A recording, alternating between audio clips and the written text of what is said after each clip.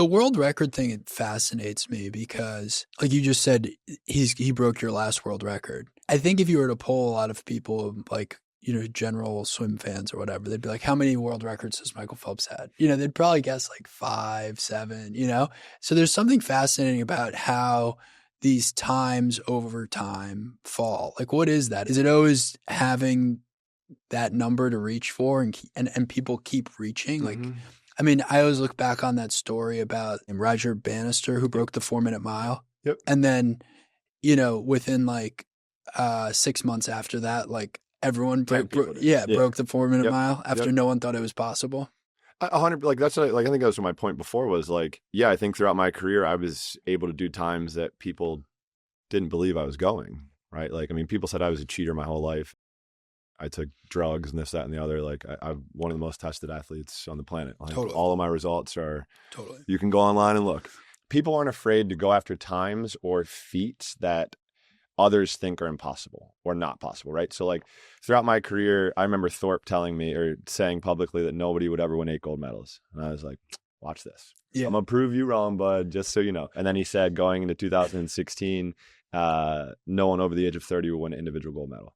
And him saying that, like I gave him a hard time afterwards, and he was like, bud, I know how you work. I know how your mentality is. And I know when you hear something like that, it's going to fire you up to go do it. I just think there are people out there that aren't afraid to dream and aren't afraid to literally go after times, like I said, that are impossible. Like if Leon was to break 4 minutes in the 400 IM, nobody on the planet is thinking about doing that, probably but him, right? Like to be able to, it's almost a numbers game, right? You kind of have to slice up the 400 IM to be able to break 4 minutes. And he has the 4 strokes and the breaststroke and the underwater and easy butterfly to be able to do that. And with technology in all sports and with preparation, with recovery, with whatever it might be, I think we're now able to see records or feats that we never thought we'd see.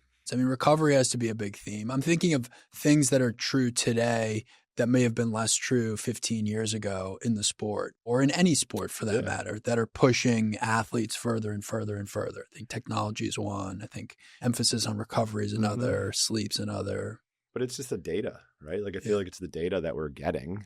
I was talking earlier, for me, like when I'm sleeping and when I was swimming, it was 20% REM, 20% deep.